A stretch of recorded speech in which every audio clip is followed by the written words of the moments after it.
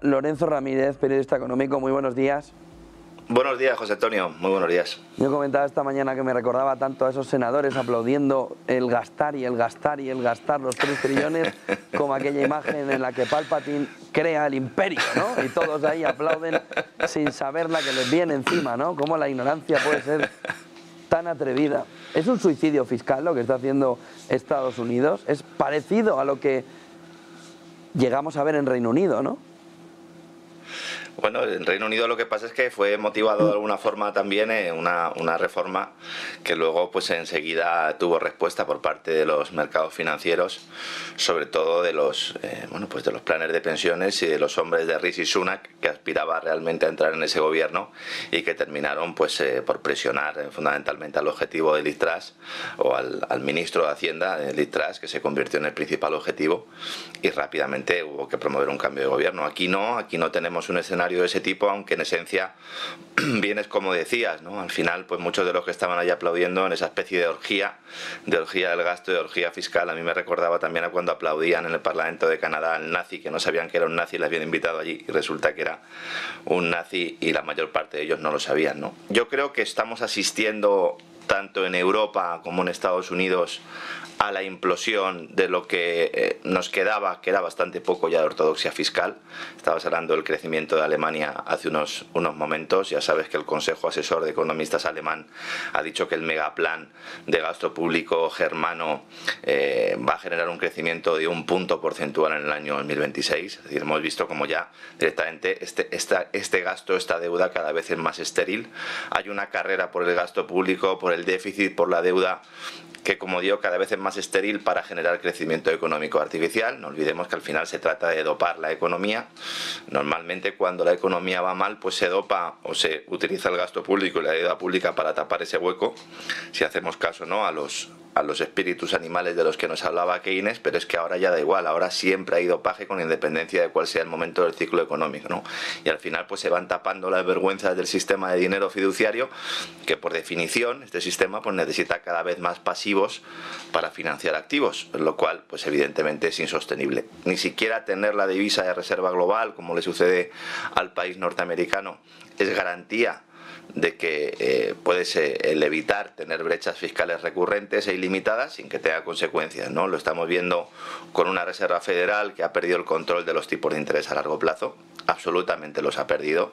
Tiene un cierto control de los de corto plazo, pero de los de largo plazo los ha perdido. También está sucediendo lo mismo en Europa. El mercado está descontando una monetización masiva de deuda, que va a ser necesario emitir esa deuda para cubrir la brecha entre gastos e ingresos federales, y está por ver quién la va a comprar, con una tasa sobre el Producto Interior Bruto en el déficit que es más del doble de lo que establecieron las reglas fiscales en Europa, que tampoco las cumple nadie. Estamos hablando en Estados Unidos de un déficit público que ya va camino del 7% del PIB, lo cual, bueno, pues esto hace imprescindible emitir nuevos bonos, refinanciar los antiguos, provocando que el peso de los intereses de la deuda sean ya superiores al desembolso que hay que hacer para mantener el complejo militar industrial, que se dice pronto y que es un dato que yo creo que es absolutamente revelador. Todo ello acompañado también, y esto en Europa pues yo creo que se desconoce también, por un peso creciente de la sanidad en Estados Unidos, de las ayudas sociales y de las pensiones, que en contra de lo que piensan muchos ciudadanos europeos es una parte muy relevante del presupuesto público. En este contexto, si quiere bajar impuestos, que es lo que contempla, ¿no?, esa reforma de Donald Trump, y parece dispuesto a cumplir su promesa, debes a cambio reducir el gasto, y esto es lo que no se ha hecho, porque la Oficina de Eficiencia Gubernamental de Musk solo ha sido capaz de realizar algunos ajustes muy poco relevantes. De hecho ha abandonado ya directamente esa cartera, esa labor, aunque formalmente sigue ahí.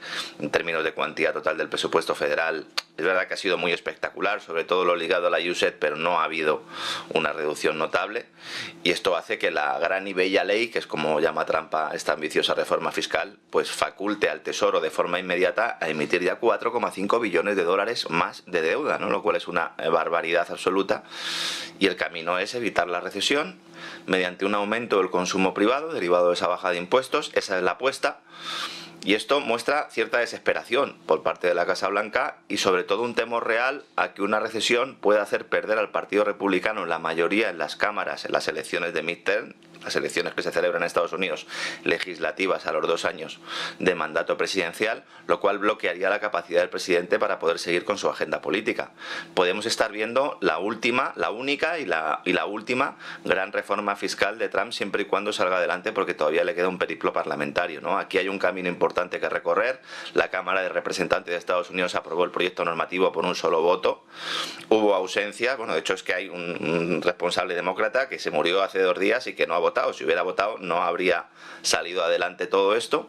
Ha habido 48 horas de disputas entre distintas facciones del Partido Republicano que no están de acuerdo con esta reforma fiscal porque la consideran un suicidio, como comentabas tú en la pregunta. Hay una brecha en el partido, unos piden menos recortes de impuestos, otros exigen recortes de gasto, otros quieren más recortes de impuestos y otros quieren mantener algunas de las partidas que el segundo grupo quiere eliminar, ¿no? Entonces aquí hay un problema, el texto va al Senado, si se introduce alguna modificación, el mismo deberá volver al Congreso, por lo tanto no está tan claro que vaya a salir adelante, a no ser que Trump consiga convencer a aquellos integrantes de su partido que consideran esta reforma un suicidio fiscal y que es lo que explica la depreciación del dólar y el aumento de los rendimientos de los bonos del Tesoro, sobre todo los de mayor plazo, que ayer al cierre de Wall Street se dieron un poco la vuelta. ¿Implica esto que el mercado está descontando que esta reforma fiscal no va a ver la luz como la ha presentado Donald Trump? Yo creo que hay mucho de ello ahí y que justificaría pues como al final de la jornada de ayer se salvaron un poco los inmuebles, aunque evidentemente, como te digo, y esto yo creo que es evidente, ¿no? La curva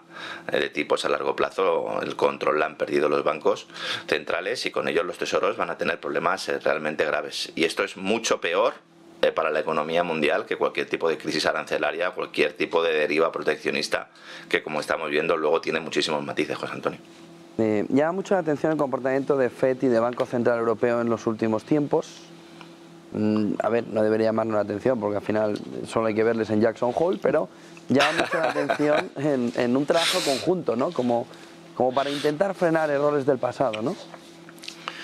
Bueno, lo que hay es verdadero pavor en las altas esferas, sobre todo del Banco Central Europeo, a que haya una crisis financiera. Y esto pues no se quiere hablar, no se quiere comentar, pero claro, esto es mencionar a la bicha. Una vez que consideras o que apuntas a que puede haber una crisis financiera, pues casi es una profecía autocumplida, una crisis bancaria como resultado precisamente del aumento de la deuda pública, que junto con las batallas geopolíticas, pues al final generan un estado en el cual cualquier pequeño shock o gran shock puede hacer rodar una bola de nieve que lleva mucho tiempo y muchos años gestándose y creciendo, ¿no? La Autoridad Monetaria Europea está metida de lleno en todo esto porque resulta que en estos momentos la Reserva Federal de Estados Unidos le está proporcionando liquidez bajo cuerda usando las tuberías financieras internacionales del sistema euro-dólar. Esto antes se hacía a través de entidades como Credit Suisse. La caída de Credit Suisse tiene mucho que ver con eliminar intermediarios en este proceso de tutela, vamos a decirlo así, de bancos centrales. No vamos a hablar de control, porque al final, como bien decías, en Jackson Hole, en el grupo de los 30, en el Banco Internacional de Pagos, al final sí que hay una coordinación de política monetaria. Yo creo que esto es un error grave y es profundamente liberticida, pero bueno, vamos a dejarlo ahí. Y la idea de este rescate permanente, vamos a decirlo así, es que evitar que el Banco Central Europeo se vea obligado a vender bonos del Tesoro norteamericano que tienen su balance como activo de reserva si quiere conseguir liquidez en dólares. Claro, si vendiera estos bonos podría lograr liquidez, pero entonces el interés de los bonos de Estados Unidos subiría, poniendo en riesgo no solo la refinanciación de los mismos por parte del Tesoro de Estados Unidos, sino también de los bancos que tienen estos bonos en sus balances, lo cual a su vez pues provocaría el mismo efecto en la deuda de los países europeos. Es algo similar a lo que está haciendo Estados Unidos con Japón, con la gran diferencia de que Japón es el primer acreedor extranjero de Estados Unidos. Esto era algo que se rumoreaba en el ámbito financiero y que ahora yo creo que se puede afirmar sin ningún temor a equivocarse después de la última comparecencia del vicepresidente del Banco Central Europeo, el español Luis de Guindos, que es el único que lleva años diciendo que este riesgo está ahí, que está latente y que ha admitido no solo que existe este rescate de liquidez por parte de Estados Unidos al organismo monetario europeo, sino que además confía, es la forma en la que él lo ha dejado caer, ¿no? Confía en que se mantenga por mucho tiempo. ¿Para qué? Pues para evitar precisamente una crisis financiera. Guindos ha admitido que el Banco Central Europeo está actualmente examinando la exposición al dólar de los bancos dentro de la eurozona, lo cual, teniendo en cuenta que él está a cargo, ¿no?, de todo ese mecanismo regulatorio, pues es un aviso a navegantes y sobre todo él ha unido esto a la guerra arancelaria al confiar en que las negociaciones entre Europa y Estados Unidos puedan posibilitar que se mantenga el compromiso para evitar que los bancos extranjeros se queden sin dólares durante periodos en los que los mercados de financiación están bajo presión. Fíjate todas las cosas que dice Luis de Guindos. Es verdad que lo dice en un lenguaje muy político, muy de autoridad monetaria, pero supone asumir varias cosas. En primer lugar, que la guerra arancelaria es en realidad una guerra monetaria, lo llevamos diciendo algunos desde hace mucho tiempo, para evitar que se dispare la rentabilidad de la deuda de Estados Unidos, lo cual está fracasando estrepitosamente. En segundo lugar, que la Reserva Federal está evitando que se produzca una crisis bancaria, tanto en Europa como en Estados Unidos, y también en Japón, con herramientas de liquidez masiva, inflacionarias, ojo, mientras se ahoga a ciudadanos y pequeñas empresas, porque a estos sí se le mantienen los tipos relativamente altos. Dice, no, es que queremos luchar contra la inflación y por lo tanto no bajamos tipo de interés. Ya, hombre, pero tienes abiertas barras de liquidez, barras libres continuas, ¿no? Y el Tesoro está anunciando que va a gastar lo que no está en los escritos. Esto es lo profundamente inflacionario. No que le niegues un crédito a un pequeño empresario o que una persona para negociar su hipoteca tenga que pagar intereses del 7 o del 8% en Estados Unidos. Y luego, en tercer lugar, lo que está diciendo Guindos es que el sistema es frágil y que cualquier shock que altere el guión establecido puede provocar que estalle la bomba bancaria, ¿no? Estos contactos que están manteniendo los banqueros centrales están cobrando cada vez más relevancia y sobre todo hay una idea que es profundamente inflacionaria y que serviría para calmar las aguas y que algunos están pidiendo, aunque públicamente no se esté trasladando a la sociedad, que es la monetización coordinada de deuda pública, no a través de programas de expansión cuantitativa per se, sino incluso flexibilizando las normas que limitan a los bancos para seguir engordando sus balances con deuda pública, lo cual paradójicamente es el origen del problema.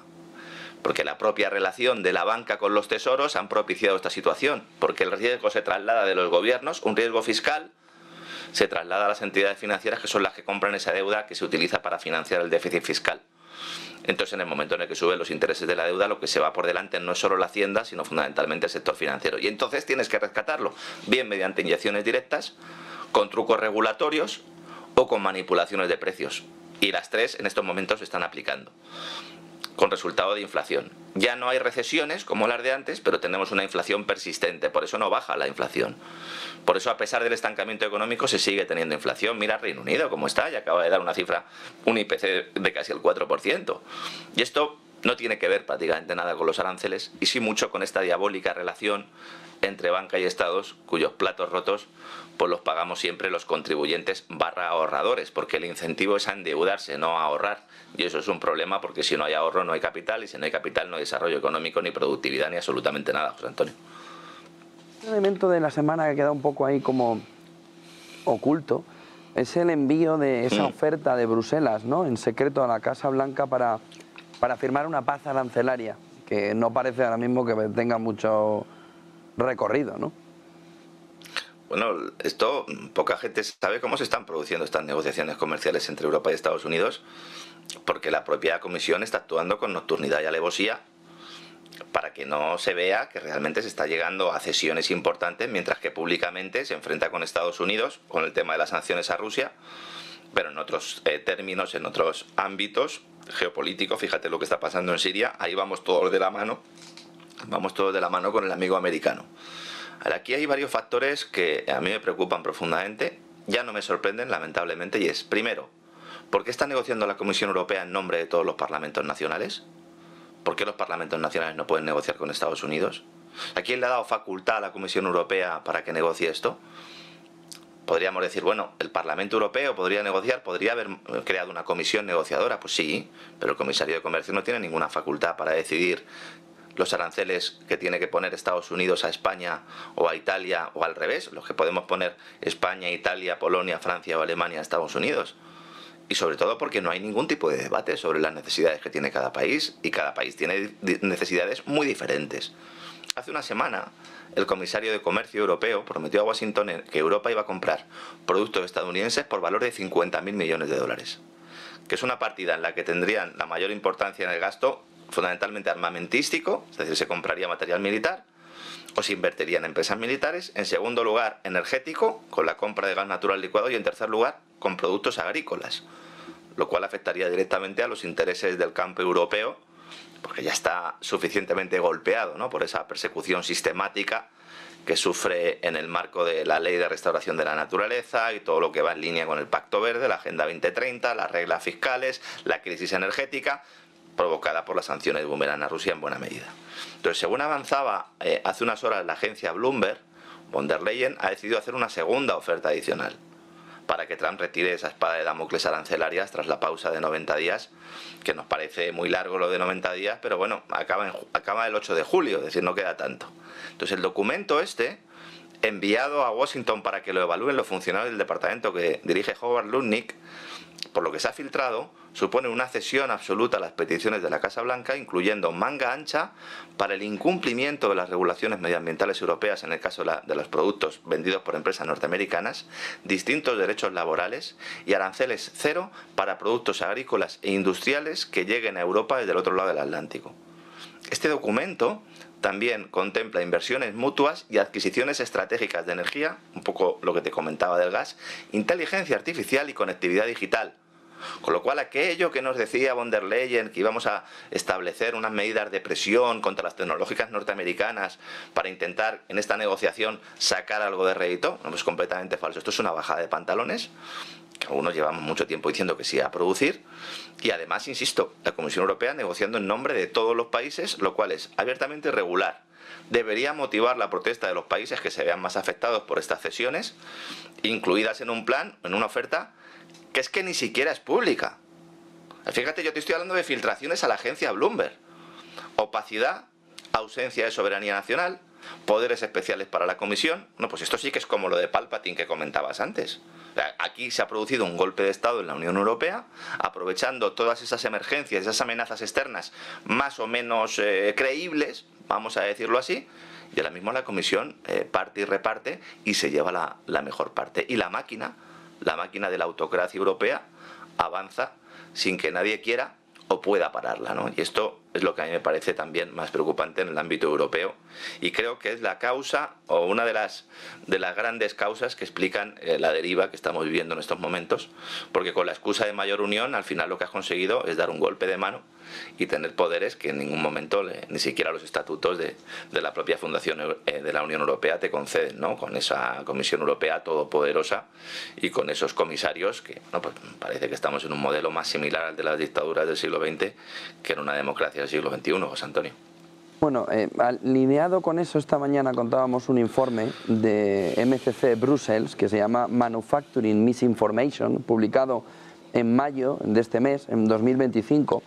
La Gaceta, por ejemplo, de la Iberosfera lo titula: un nuevo informe revela que von der Leyen, la Comisión Europea, está financiando con 649 millones una red para reprimir y acallar a la disidencia en redes sociales. Es el think tank MCC Brussels que ha elaborado ese informe que, entre otras cosas, pues esos 649 millones de dólares, dice el informe, es más que el trabajo de investigación contra el cáncer. Y relata de una manera muy clara, dice el informe del think tank MCC Brussels, dónde están las prioridades. Dice que para acallar a las voces críticas en redes sociales hay que combatir a esa disidencia llevándola a dos términos: discurso de odio y desinformación, que los conocemos mucho ya, ¿no? El informe, como te digo, en el Lorenzo, y como les digo a ustedes también, se llama Manufacturing Misinformation, pueden buscarlo en MCC Brussels. Acusa a la Comisión Europea, el informe, de financiar una guerra propagandística para controlar el lenguaje y el debate público. Los fondos europeos se han canalizado a través de 349 proyectos gestionados por ONGs, universidades, centros de investigación, que bajo la apariencia de promover la seguridad digital y la democracia deliberativa, estarían construyendo, dice el informe, una estructura ideológica que está destinada a censurar contenidos que vayan contra la narrativa oficial. Es, dice el think tank, una guerra silenciosa contra la libertad de expresión disfrazada de tecnocracia y de buenas intenciones. El informe también critica el uso de un lenguaje deliberadamente ambiguo y deliberadamente eufemístico por parte de las instituciones europeas, que recurre a términos como cocreación, resiliencia o democracia participativa. ¿Para qué? Para justificar lo que considera una operación de vigilancia ideológica. MCC Brussels alerta, tras investigar esas prácticas, que estas estrategias no buscan abrir el debate, sino cerrarlo, limitar a lo que se puede decir, quién lo puede decir y cómo lo puede decir. quisiera saber tu opinión alrededor de algo. Fíjate que el otro día cuando entrevistaba a Marc Vidal me decía, ¿y qué podemos hacer contra el control social? Así como es Marc, ¿no? ¿Y qué podemos hacer? Y me decía, bueno, solo nos queda una cosa ya, levantar la voz. Solo nos queda no callarnos. Solo nos queda pelear por la libertad de expresión. Solo nos queda que cuando nos intenten controlar y acallar y meter en el redil, no aceptarlo. Y este informe a mí me ha recordado mucho a Marc Vidal el otro día y a muchos programas tuyos con César Vidal también, ¿no? Alrededor de la importancia de la pelea de la libertad de expresión. Fíjate que mi abuela me hablaba mucho de cómo tuvieron que pelear e incluso morir para defender una libertad de expresión que unos tecnócratas, que un tecnofeudalismo en nuestro tiempo está arruinando la memoria de nuestras antiguas generaciones. Están haciendo por lo que pelearon para que no sucediera, es lo que nos están devolviendo ahora. Con una gran diferencia que hace que todo esto sea mucho más diabólico, y es que se hace bajo la defensa de la libertad de expresión. Porque cuando en otras épocas de la historia se ha censurado, en ningún momento se ha dicho desde los poderes censores que se estaba defendiendo la libertad de la expresión.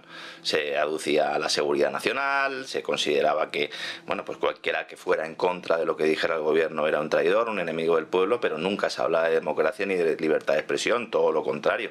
De hecho, cuando escribe en su momento Orwell la novela 1984, que yo es la que siempre suelo citar, incluye unos conceptos, muchos conceptos, pues que ahora mismo se han normalizado absolutamente, ¿no? El doble pensar, que una cosa signifique una y la contraria, es uno de los elementos que citabas en ese informe, que es utilizar palabras clave, conceptos que luego se repiten como mantras y aparecen en multitud de informes al mismo tiempo, en diferentes puntos a la vez, que generan además los mismos discursos políticos. Algunos llevamos mucho tiempo denunciando este secuestro absolutamente de la libertad de expresión, pero antes de la libertad de expresión se secuestra la libertad de pensamiento, que es otra de los conceptos también que incluye a Orwell, y que lo tenemos aquí. Es decir, si tú ya limitas la libertad de pensamiento a través de mover la ventana de Overton y determinar que determinados conceptos, determinadas visiones tienen que ser apartadas de la sociedad, ya luego no tienes que censurar, porque las personas se censuran a sí mismas, incluso en muchos casos ni siquiera se están censurando porque no tienen acceso a esos conocimientos. Cuando Ursula von der Leyen compareció hace 2 o 3 años en el foro de Davos, antes de que Trump se convirtiera en presidente de Estados Unidos, cuando compareció fue a dar su discurso, y entonces ella dijo que había un problema fundamental que enfrentaba a la sociedad y que enfrentaba sobre todo, que dificultaba la capacidad de las élites para gobernar el mundo, que era el de la lucha contra la desinformación. En un segundo lugar ponía la llegada de Donald Trump como una amenaza, y en tercer lugar todo tipo de emergencias bélicas, climáticas, etcétera, etcétera. Sobre todo a partir de ese momento se pone en marcha un proceso, que es el que ahora pues nos ilustra este informe. Ha habido otros al respecto, en el cual se gastan ingentes cantidades de recursos para censurar. Hay operaciones de servicios de inteligencia dentro de los propios países. En España hay uno que se llama el proyecto ELISA, destinado a atacar cualquier tipo de discurso que vaya contra el relato oficial. Se ha acabado con una práctica tradicional que era, normalmente la verdad se utilizaba para tumbar las mentiras. Es decir, cuando algo era falso, pues entonces lo que hacía uno era criticarlo, exponer las verdades y hacer que fuera falso. Ahora, o que se viera que fuera falso, ahora es todo lo contrario. Ahora no se permite ese debate, ni siquiera en el ámbito donde tendría que ser más evidente, por ejemplo en el ámbito científico, ¿no? Lo hemos comprobado con el tema de la pandemia, o también lo comprobamos con el tema del relato del cambio climático. Todo aquel que se salga del guión pierde recursos, pierde poder también para poder expresarse, y para eso es fundamental, tú lo acabas de mencionar también, el concepto de tecnocracia, el concepto de control. Porque si tú controlas los recursos que van a las universidades para realizar determinadas investigaciones académicas, si tú controlas también los recursos a través de las publicidades institucionales que llegan a los grandes medios de comunicación, si además tienes una alianza con grandes corporaciones que se benefician de este proceso y participan de él, también limitando la capacidad de la gente para hablar, si tú utilizas el control de las redes sociales, el control del discurso digital, no, pues evidentemente lo tienes todo en tus manos. Has mencionado el programa que hago yo con César Vidal. El programa se llama La Voz precisamente por eso. Se trata de dar voz a los que no tienen voz. Pero yo siempre digo una cosa, ¿no? Y además creo que es la mejor manera que tenemos de luchar contra esto. Tú y yo nos partimos la cara todos los días aquí y hemos dedicado nuestra vida a esto, ¿no? Pero el que está en su casa, el que va a trabajar, el que se levanta a las 6 de la mañana, el que vuelve completamente arrasado, a hacer los deberes con el nene, a cenar con tu mujer, etcétera, etcétera, Ahí es donde está realmente la batalla, porque si estas personas cuando estén, bueno, pues con amigos, con familiares, cuando estén en reuniones se callan sus propias opiniones por miedo al que dirán, si ocultan lo que piensan, al final se van a convertir en personajes como el de la novela de 1984, que acabarán lobotomizados y al final estarán rezando para que les digan lo que tienen que pensar. Así que tengamos mucho cuidado con eso, huyamos también de las cámaras de eco en las redes sociales, intentemos tener visiones de la realidad distintas a las que nosotros en principio compartimos, sobre todo para dudar, porque a través de la duda se crece, y todo aquel mensaje unilateral, sobre todo que venga de arriba a abajo y que se nos presente como la única verdad oficial, dudemos de ello, porque en el 90% de las ocasiones, si no es más, es profundamente falsa y manipuladora. Cuando algunos llevábamos tiempo, tú también, ¿no?